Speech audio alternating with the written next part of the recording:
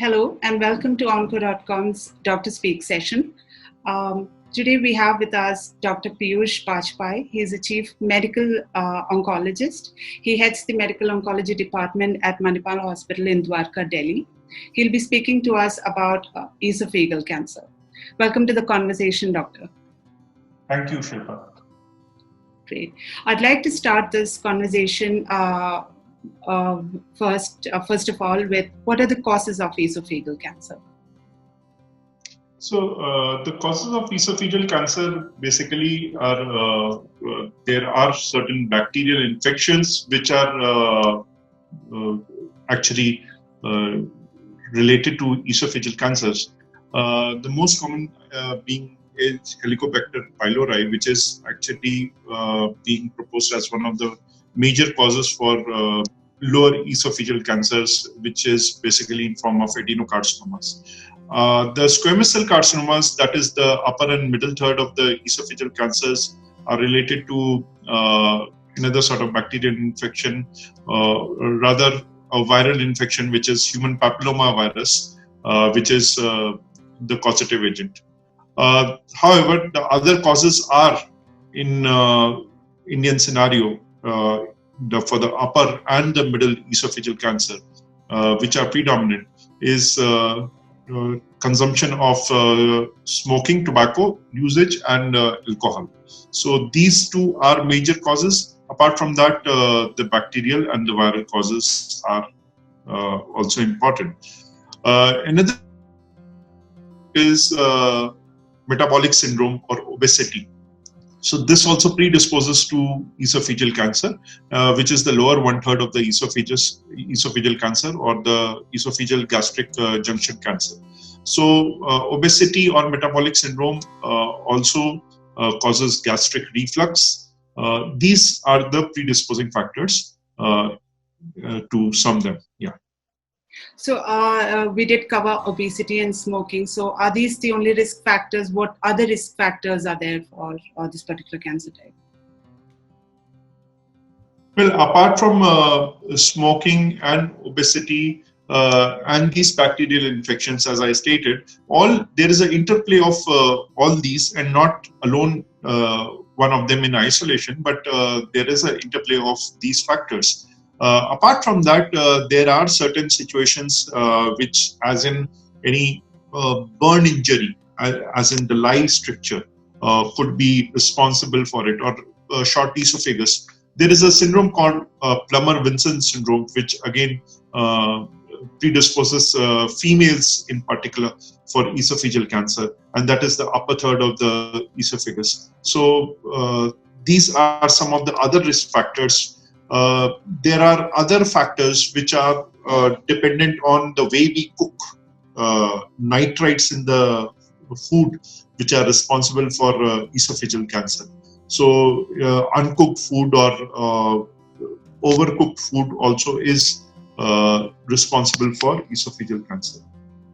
Drinking hot liquids, the places where a lot of hot tea is quite prevalent, and India is one of those countries, but especially in the hilly regions where people are actually relishing a lot of hot fluids and liquids. That again causes esophageal strictures, injuries, and is responsible for esophageal cancer. Okay, and is it true, doctor, that men are more likely to develop esophageal cancer, and if so, what is the reason for this? So looking at it, men overall are actually using more of tobacco and alcohol as compared to the female population, and therefore the chances and the risk factors are proportionately high in men. Because of that simple reason, we can look into this particular aspect. Yeah. Okay. And what are the tests, what screening tests are available which are used to detect or identify esophageal cancer? Usually in India, there is no screening policy per se for a normal population, but somebody who is at high risk The high-risk individuals, as I just mentioned, that somebody who has developed an esophageal stricture, and or somebody who has a Barrett's esophagus, what we call as because of gastroesophageal reflux disease, there is a recurrent injury to the esophagus, lower third of the esophagus, and rather the gastroesophageal junction, where this acid reflux causes the erosion of the mucosa, the normal mucosa, and there is a change in the mucosal pattern. So this Barrett's esophagus, individuals who develop it, they must undergo esophageal endoscopy screening regularly at periodic intervals. So as I mentioned again, that strictures, high-risk individual with strictures or somebody who has a Barrett's esophagus should undergo periodical endoscopic screening. So this is what it is. Yes.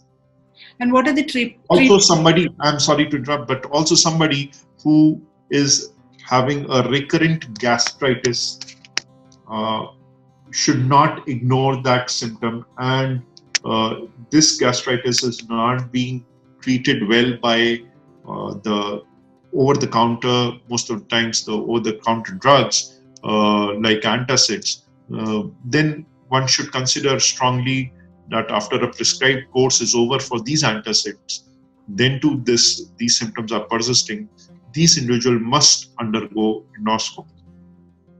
Okay. And doctor, what are the treatment modalities and options available here in India today?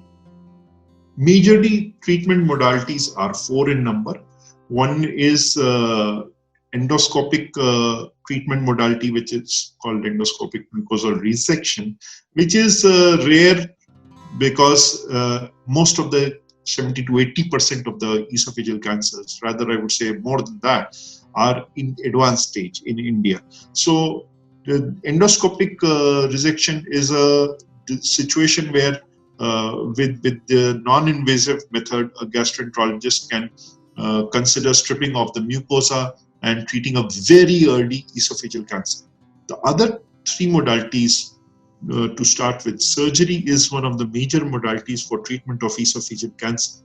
So surgery is used for the lower 1/3 and the middle third esophageal cancer. For the upper third, the predominant modalities, and for the lower third as well as the middle third, radiation therapy and chemotherapy, either in combination, or chemotherapy probably being used upfront for the lower third esophageal cancer and thereafter surgical redressal. So these are all used, surgery, radiation therapy and chemotherapy in combination are used to treat. It depends on what stage the patient presents. It depends what is the characteristics of the tumor, that is whether it is an adenocarcinoma or a squamous cell carcinoma. So this would decide upon the treatment plan. However, these are the 3 main modalities, and of course a rare occurrence of a very early cancer, endoscopic mucosal resection can also be used. Okay, and what are some recent advances which has also come to India in terms of treatment? The recent advances are in the medical strategy. One is the use of targeted therapies. For the lower third of esophageal cancers, which are adenocarcinomas predominantly, the use of targeted therapies in the form of HER2/neu blockade, that is the trastuzumab, as per one of the trials, which showed that there is a better survival if these cancers are showing HER2/neu positive receptors. And these are nearly 20 to 25% of the patients. But then this is quite heterogeneous, and not every patient has it. Number 2 is the use of targeted therapy, that is anti-VEGF therapy, that has also come up. That is anti-vascular endothelial growth factor therapy. Apart from that, immunotherapy in advanced situations have also shown to be having some promising overall outcomes. And this is last year that this conference had presented this particular paper, had come in the conference. So the results are still, encouraging. These results are encouraging, but they have not. They are not the curative intents, but of course they are promising, and this is how cancer science is moving ahead. Apart from medical therapy, I would say that the radiotherapeutic techniques have also improved as compared to what it was in the previous decade, and therefore targeting of the tumor has become much more improved. Also, the surgical therapeutics, the surgeon is now able to, with minimal access surgery, able to address the carcinoma esophagus quite well, and this reduces the blood loss, and therefore the stay in the hospital is also reduced. Also, the chances of infection and comorbidities of surgeries are lesser. So these are the recent advances, I would say. I'm leaving apart the therapeutic advances. The diagnostic advances have also taken place, and that is PET-CT. Now you can know exactly what by the proper imaging where all the cancer actually is. So these are the therapeutic advances and the diagnostic advances. Okay, on in a range, if we had to say, how long does the treatment usually take place? What kind of? Again, it would not be fair to say that. But yes, it's a longer treatment because all three modalities, in most of the 70 to 80% which present in an advanced scenario, these treatments are they take around 2 to 3 months depending on what all modalities are used. If surgical modality is also used, then it takes longer. But this is what it is, because eventually the patient has to be focused that the patient rehabilitates and comes back to the normal lifestyle and adopts the lifestyle or a better lifestyle than what prior to the disease was. So rehabilitation is important, and therefore it takes around 4 to 5 months in all for the total treatment. Yes. And after the treatment, what kind of care do you advise for patients to take? Patients would require regular imaging as advised by their oncologist. Also, they would require regular endoscopy, but then this is upon the discretion of the oncologist, treating oncologist, who would advise as what, because this would be varying on the stage at what frequency or interval either would be required. Okay. What are the successful, you did mention about the targeted therapies, coming back to that. What are the success rates in this type of cancer using targeted therapies? Again, I mentioned that targeted therapies are not yet curative options, but yes, they are promising options for somebody who has been heavily pre-treated. These are promising options, and they have the results have translated into better survival than doing no targeted therapy if the individual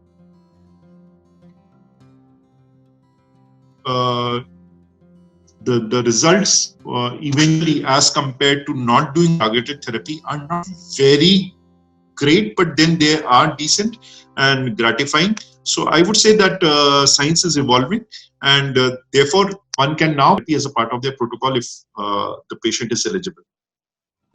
Okay, doctor.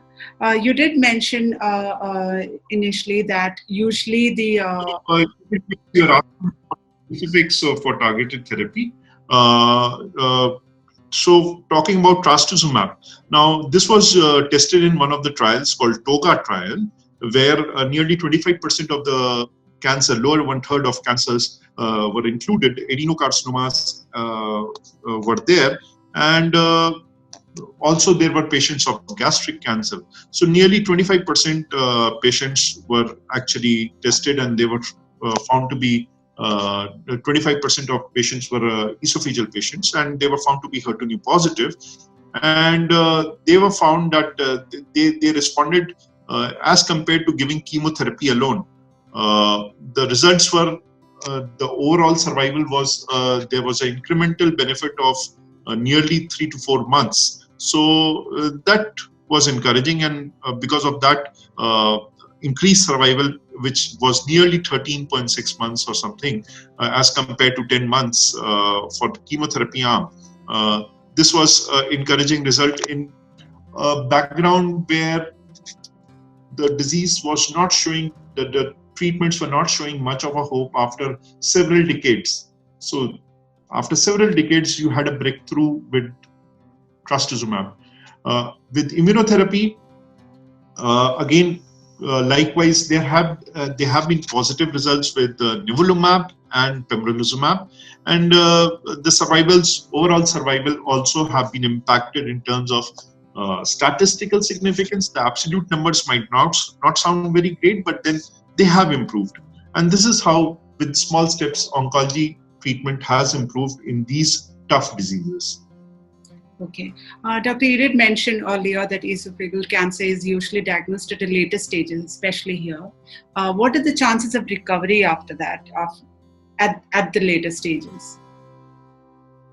Okay, I would put it that way, that since we do not have a screening strategy in India, unfortunately, esophageal cancer is definitely one cancer which presents in advanced stage. And when I say advanced stage, locally advanced stage, the results for a 5-year survival would be in a tune of nearly 20 to 30% of people would be disease-free. That's a very small number, looking at the technological and advances we have made. But what I would like to put forth is that somebody who's experiencing problem, as in gastritis, as I mentioned, is experiencing refluxes, is experiencing acidity, one must immediately go to their doctors and ask for the possibility of getting an endoscopy done. Whether they should get an endoscopy, and not just keep on taking on the antacid pills. So that is important. So this is how you can probably catch a cancer in evolution, which could rather present eventually in a very advanced stage slightly earlier, and that could definitely impact upon results by doing a good surgery and doing radiotherapy or chemotherapy, whatever is required. The results could be impacted for better.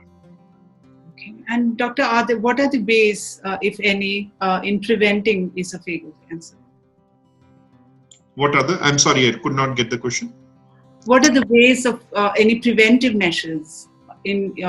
How can one prevent the chances of getting abstinence of smoking, alcohol is important. Understanding the habits that, drinking very hot liquids, tea for most of them. I would say that one should be careful.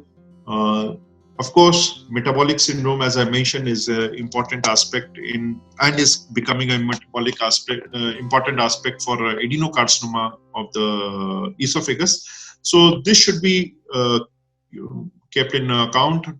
That metabolic syndrome includes obesity, hypertension. These all should be controlled. Diabetes. These all should be controlled, and these are modifiable. So the factors I just mentioned: alcohol, smoke, hot fluids, obesity, all these are modifiable and should be looked into. And of course, early detection is what I earlier mentioned, that one should report earlier to the doctor for scopy if one is having gastritis, recurrent gastritis, or recurrent pantoprazole use, or any antacid use. Yeah. All right. Great. Thank you so much, doctor, for your time and for sharing your valuable inputs with us today. Really appreciate your spending this time with us today. Take care. Okay.